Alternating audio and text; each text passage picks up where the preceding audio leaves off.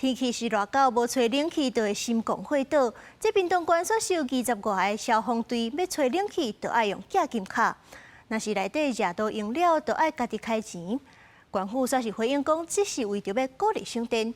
而且屏東毋是唯一有這款制度的，台中、嘉義、台南、高雄、花蓮、台東，攏有消防員安尼講。卡片插入去了後，電源開啟就會當拍開空調設備。每張大約1100塊額度，用完想要閣吹冷氣，都要家己出錢，後面代金不完。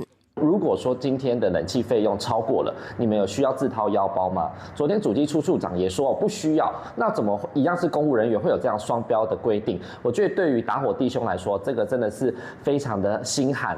民代發現，屏東縣20幾個消防分隊攏有這款的制度，即支縣府電費超支，公務員無需要付費，消防員所愛支付是相當標準。黃汛期間呢，及颱風期間呢，可能增加用電的需求度。如果電費還是有不足呢，我們將適度向縣府來爭取預算。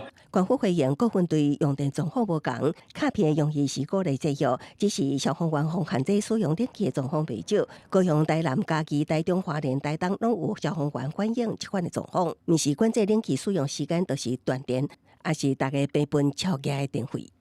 消防分隊它是24小時運作的，所以如果用一般公務機關的用電量來對比的話，對消防機關的分隊來說，其實不太公平。第二個，我們想要說的是，以上分隊的隊員來說，平常要執行救災跟救護的任務，那分隊對他們來說是需要好好可以休息的場所。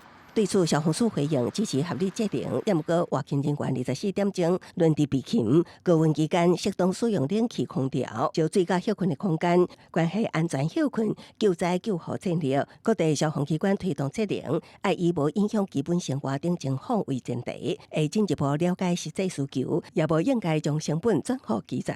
已經第2筆發函提醒，各消防機關也會繼續督促。記者綜合報道。